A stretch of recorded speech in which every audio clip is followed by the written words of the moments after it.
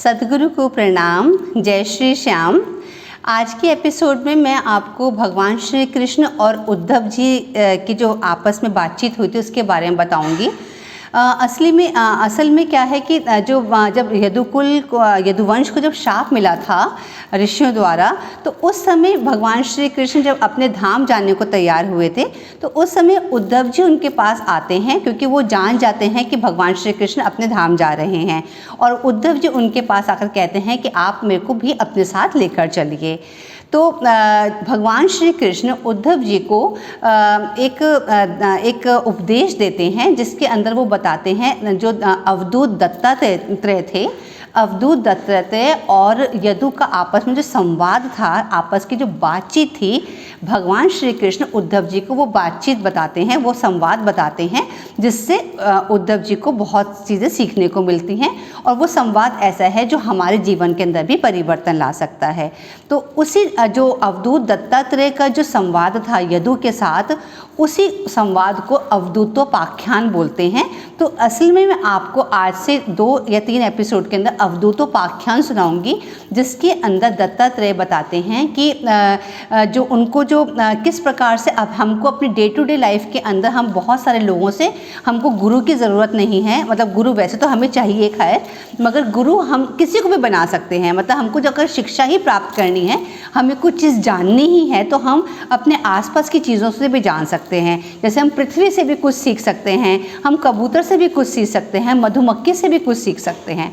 तो मतलब हमको अगर सीखना है तो हम बहुत लोगों से बहुत चीज़ें सीख सकते हैं।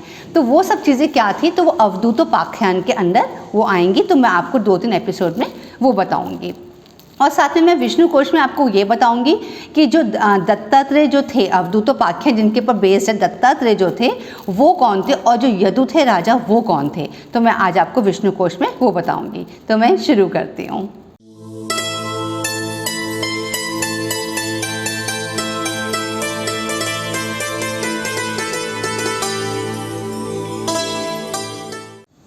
जब भगवान श्री कृष्ण अपने धाम जाने को तैयार थे, तो उस समय उद्धव जी भगवान श्री कृष्ण के पास आते हैं और भगवान से एकांत में आकर कहते हैं, प्रभु यदि आप चाहते तो उस शाप से यदुवंश को छुड़ा सकते थे, परंतु आपने ऐसा नहीं किया। इससे मैं यह समझ गया कि अब आप यदुवंश का संहार करके इसे समेटकर अवश्य ही इस लोक का परित्याग कर देंगे। परंतु हे श्याम सुंदर, मैं आधे क्षण के लिए भी आपके चरण कमलों के त्याग की बात सोच भी नहीं सकता। मेरे स्वामी, आप मुझे भी अपने धाम ले चलिए। हम तो उठते बैठते, सोते जागते, घूमते फिरते आपके साथ रहे हैं। हमने आपके साथ स्नान किया, खेल खेले, भोजन किया। ऐसी स्थिति में हम आपके प्रेमी भक्त आपको कैसे छोड़ सकते हैं।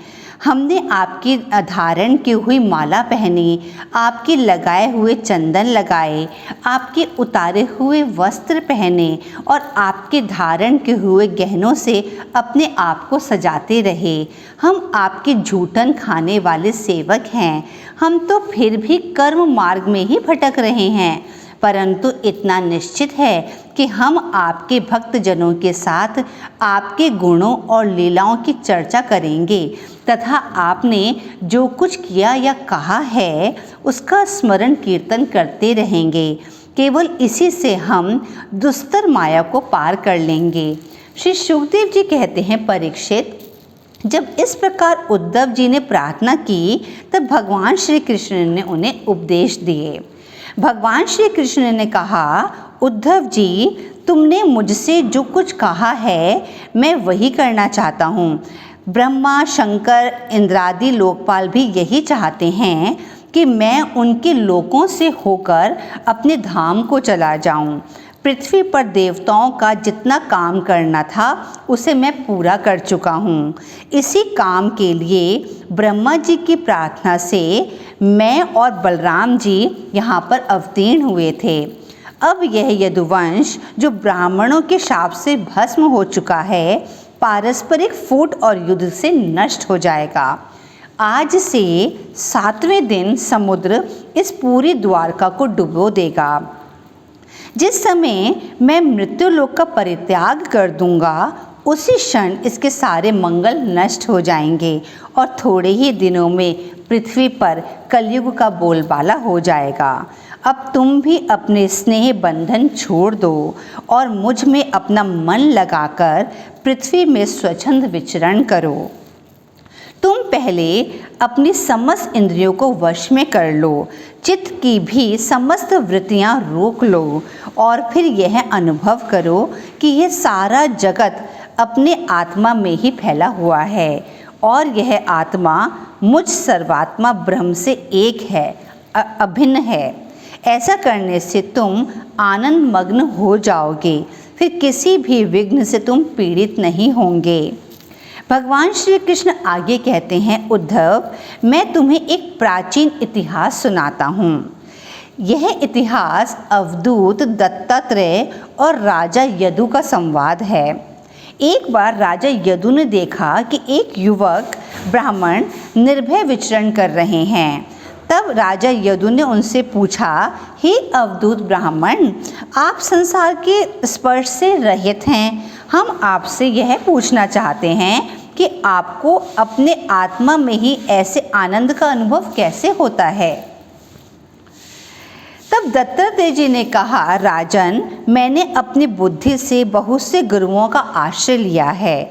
उनसे शिक्षा ग्रहण करके मैं इस जगत में स्वच्छंद विचरता हूँ।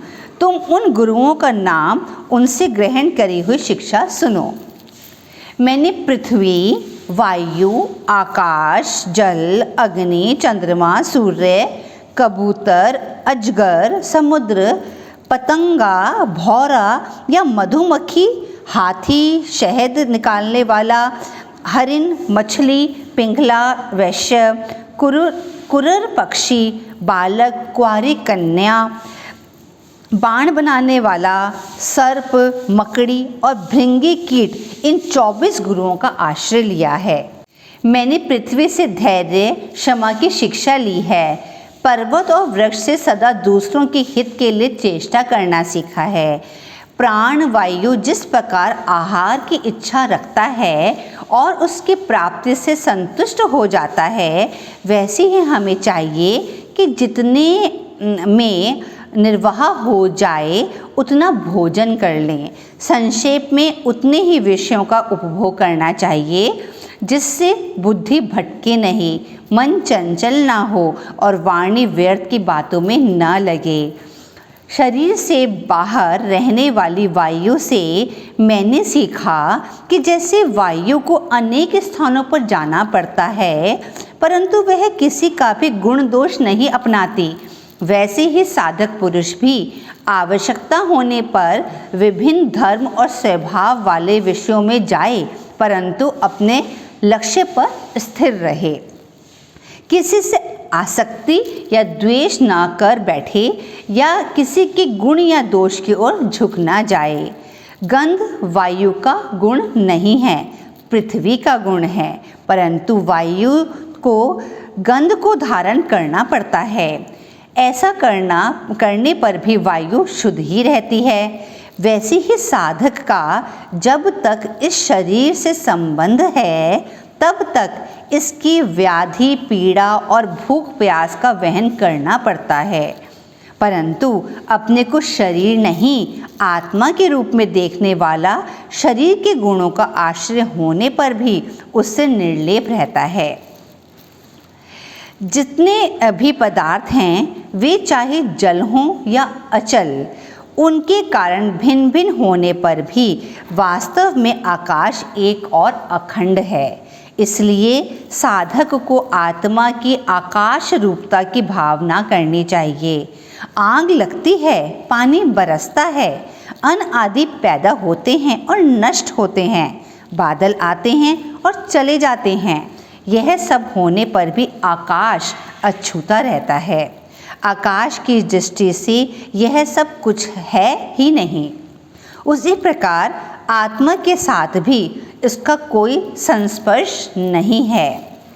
जिस प्रकार जल स्वभाव से स्वच्छ, मधुर और पवित्र रहने वाला होता है, वैसे ही मनुष्य को भी स्वभाव से शुद्ध मधुरभाषी होना चाहिए। अग्नि से मैंने यह शिक्षा ली, जैसे वह तेजस्वी और ज्योतिर्मय होती है, जैसे उसके पास संग्रह के लिए कोई पात्र नहीं, सब कुछ अपने में समा लेती है, उसी प्रकार मनुष्य भी परम तेजस्वी, तपस्या से दैदीप्यमान और सभी विषयों का उपभोग करता है, फिर भी अपने मन व इंद्रियों को वश में रखे, किसी का दोष अपने में न आने दे। जैसे अग्नि लंबी चौड़ी टेढ़ी सीधी लकड़ियों में रहकर उसके समान खुद हो जाती है, जबकि वास्तव में वह ऐसी है ही नहीं, वैसे ही मनुष्य को अपनी आत्मा के विषय वस्तुओं को भोगते हुए भी अलग रहना चाहिए। मैंने चंद्रमा से सीखा कि जिस प्रकार उसकी कलाएं घटती और बढ़ती रहती हैं, परंतु वह स्वयं न घटता है न बढ़ता, वैसे ही जन्म से मृत्यु तक सभी अवस्थाएं शरीर की हैं, आत्मा की नहीं। मैंने सूर्य से यह शिक्षा ली कि जिस प्रकार वह अपनी किरणों से पृथ्वी का जल खींचता है और समय आने पर उसे बरसा देता है, वैसे ही योगी पुरुष इंद्रियों के द्वारा समय पर विषयों को ग्रहण करता है और समय आने पर उनका त्याग, उनका दान भी कर देता है। मनुष्य को जल के विभिन्न पात्रों में प्रतिबिंबित हुआ सूर्य उन्हीं में प्रतिष्ठित हुआ भिन्न भिन्न दिखाई देता है, परंतु इससे सूर्य अनेक नहीं हो जाते। वैसे ही आत्मा सूर्य के समान एक है। दत्तात्रेय जी कहते हैं, राजन, कहीं किसी के साथ अत्यंत स्नेह या आसक्ति नहीं करनी चाहिए, अन्यथा उसे कबूतर की तरह अत्यंत कलेश उठाने पड़ते हैं। राजन, एक जंगल में एक कबूतर अपनी कबूतरी के साथ पेड़ पर घोंसला बनाकर रहता था। उन दोनों का बहुत स्नेह था। दोनों जंगल में विहार करते और एक दूसरे की हर इच्छा की पूर्ति करते। एक बार उनके बच्चे हुए। अब वे दोनों अपने बच्चों को पालने में व्यस्त हो गए। वे बच्चों को भोजन कराने के उद्देश्य से पूरे दिन भर इधर उधर घूमते। एक बार एक बहेलिये ने उन बच्चों को जाल में पकड़ लिया। तब कबूतरी बहुत दुखी हुई। वह बच्चों को बचाने के लिए स्वयं ही जाल में जा फंसी। इसी प्रकार कबूतर भी कबूतरी व बच्चों को बचाने गया और जाल में फंस गया। बहेलिया बड़ा क्रूर था। वह सबको जाल में लेकर चला गया। यह मनुष्य शरीर मुक्ति का खुला द्वार है। इसे पाकर भी जो कबूतर की तरह अपनी घर गृहस्थी में फंसा रहता है, वह बहुत ऊंचे तक चढ़कर फिर वापस गिर जाता है। तो इस प्रकार जो भगवान कृष्ण भगवान ने उद्धव जी को जो बताया, वो दत्तात्रेय और राजा यदु का संवाद बताया। इसके बाद आपको मैं नेक्स्ट एपिसोड में इसको और आगे बढ़ाते हुए इसी का ही एक पार्ट, 2 पार्ट्स और हैं, 2 पार्ट्स के अंदर मैं आपको इसी को आगे कंटिन्यू करूँगी, जिसके अंदर जो दत्तात्रेय हैं वो और चीज़ों से क्या क्या सीख लेते हैं उसके बारे में बताया गया है। और अब समय है विष्णु कोश का। विष्णु कोश में मैं आपको बता रही हूँ कि दत्तात्रेय और यदु कौन थे। यदु तो हम वैसे बहुत सभी जानते हैं कि यदु राजा यदु से ही यदुवंश बना था, जिसके अंदर भगवान श्री कृष्ण ने जन्म लिया था। तो मगर यदु जो थे वो किसके पुत्र थे, मैं आपको आज वो बताने जा रही हूँ। और साथ में जो दत्तात्रेय थे वो कौन थे, जैसे हम जानते हैं कि मैंने आपको शुरू से बहुत सारी बारी वाली बात बताई है और मैं हर बार रिपीट करने में भी बिलीव इसलिए करती हूँ क्योंकि जितनी बार मैं रिपीट करूँगी वो आपके माइंड पर भी बहुत अच्छे से उसकी छाप छूट जाएगी। इसलिए जैसे स्वयंभुव मनु और शतरूपा थे। स्वयंभुव मनु शतरूपा जो थे उनके 5 बच्चे हुए थे। उनके 2 बेटे थे प्रियव्रत और उत्तानपाद। उनकी 3 बेटियां थी आकुति, देवहूति और प्रसूति। ये मैं आपको काफ़ी बार बता चुकी हूँ। जो देवहूति थी, देवहूति का विवाह कर्दमजी से हुआ था। कर्दमजी और देवहूति की 9 कन्याएं हुई थी। उन कन्याओं में से एक का नाम था अनसुया। अनसुआ का विवाह जो था वो अत्रि जी से हुआ था। अत्रि जी कौन थे, ये ब्रह्मा जी के पुत्र थे। तो अनसुया और अत्रि जी का जब विवाह हुआ था, उनके 3 पुत्र हुए थे। 3 पुत्र के नाम क्या थे, दत्तात्रेय, दुर्वासा और चंद्रमा। तो दत्तात्रेय जो इसमें अवधूतोपाख्यान जो मैं आपको सुना रही हूँ, ये जो दत्तात्रेय हैं वो किसके पुत्र हैं? वो अनसुया और अत्रि जी के पुत्र हैं। तो इस प्रकार दत्तात्रेय का मैंने आपको बताया। अब मैं आपको बता रही हूँ कि दत्तात्रेय जो यदु को पूरी ये सब अवधूतोपाख्यान सुना रहे हैं, ये यदु कौन हैं? अभी मैंने आपको बताया कि अनसुया और अत्रि के 3 पुत्र थे, दत्तात्रेय, दुर्वासा और चंद्रमा। चंद्रमा से ही चंद्रवंश बना, ये सब हम लोग जानते हैं। तो चंद्रमा जो थे उनके पुत्र थे बुध। बुध के जो पुत्र थे वो पुरुरवा थे। पुरुरवा का विवाह हुआ था उर्वशी से। पुरुरवा और उर्वशी के 6 पुत्र हुए थे, उनमें से एक थे आयु। आयु के फिर नहुष हुए थे, नहुष के फिर ययाति हुए थे। ययाति का विवाह देवयानी से हुआ था और शर्मिष्ठा से हुआ था। ययाति और देवयानी के जो पुत्र हुए थे वो हुए थे यदु। और फिर यदु से जो हुआ था, इस वंश का नाम यदुवंश पड़ा था और यदुवंश में आगे जाकर भगवान श्री कृष्ण का भी जन्म हुआ था। तो उम्मीद करती हूँ कि आज का एपिसोड आपको बहुत अच्छा लगा होगा। नेक्स्ट एपिसोड में दोबारा आपसे मिलती हूँ, तब तक के लिए हरे कृष्णा।